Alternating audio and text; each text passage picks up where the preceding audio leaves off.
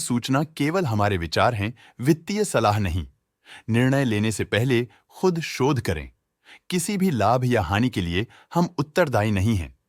PNC Infratech ने अपनी नई शेयर होल्डिंग रिपोर्ट्स रिलीज की हैं, जो फाइनेंशियल ईयर के क्वार्टर और पहले हाफ को कवर करता है, जो सितंबर 2024 के 30 तक चलता है। ये रिपोर्ट कंपनी के शेयर्स की डिटेल्ड जानकारी देता है, जिसमें promoters, promoter groups, foreign investors, public investors और सरकारी एंटिटीज शामिल हैं। पब्लिक द्वारा हेल्ड शेयर्स का परसेंटेज 6.74% से इंक्रीज होकर 2024 के सितंबर में 8.38% तक का इंक्रीज से देखा गया। ये चेंजेस डेट है कि ब्लिक की इन्वेस्टमेंट कंपनी में क्वार्टर टू क्वार्टर इंक्रीज हुई है। डोमेस्टिक इंस्टीट्यूशनल इन्वेस्टर के शेयर होल्डिंग में थोड़ा डिक्रीज आया 2024 के जून से 2024 के सितंबर में, जो दिखाता है कि डोमेस्टिक इंस्टीट्यूशंस ने अपने स्टेक को -0.86 से डिक्रीज किया है। फॉरेन इंस्टीट्यूशनल इन्वेस्टर्स के शेयर होल्डिंग में थोड़ा डिक्रीज आया 2024 के जून से 2024 के सितंबर में, जो दिखाता है कि फॉरेन इंस्टीट्यूशंस ने अपने स्टेक को क्वार्टर टू क्वार्टर -0.78 से डिक्रीज किया है, जिसे पता चलता है कि उन्होंने अपनी इन्वेस्टमेंट्स को पुल बैक किया है।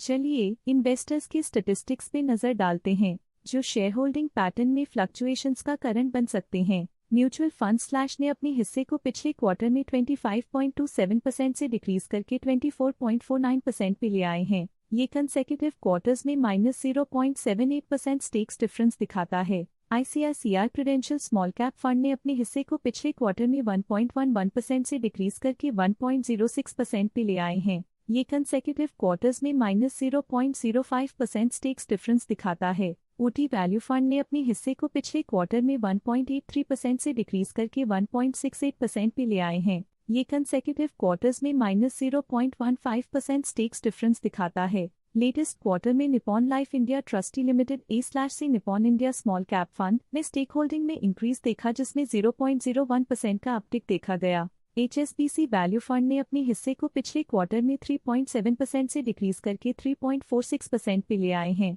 ये कंसेक्यूटिव क्वार्टर्स में -0.24% स्टेक्स डिफरेंस दिखाता है। लेटेस्ट क्वार्टर में HDFC स्मॉल कैप फंड ने स्टेक होल्डिंग में इंक्रीज देखा, जिसमें 0.04% का अपटिक देखा गया। लेटेस्ट क्वार्टर में ऑल्टरनेट इन्वेस्टमेंट फंड्स ने स्टेक होल्डिंग में इंक्रीज देखा, जिसमें 0.01% का अपटिक देखा गया। इंश्योरेंस कंपनीज ने अपने हिस्से को पिछले क्वार्टर में 0.86% से डिक्रीज करके 0.77% पे ले आए हैं। ये कंसेक्यूटिव क्वार्टर्स में -0.09% स्टेक्स डिफरेंस दिखाता है। Tata focused equity fund current quarter में 1.02% शेयर्स के साथ कंपनी में एंटर किया, जबकि प्रीवियस क्वार्टर में उनके पास 0% शेयर्स थे। Stake holding foreign portfolio investors category I के लिए पिछले क्वार्टर के मुकाबले में -0.82% से डिक्रीज हो गई। इस पिछले क्वार्टर में Goldman सैक्स funds, Goldman सैक्स India equity portfolio की स्टेक होल्डिंग में एक नोटवर्दी इंक्रीज देखा गया। उनके स्टेक होल्डिंग में 0.04% का सिग्निफिकेंट इंक्रीज देखा गया।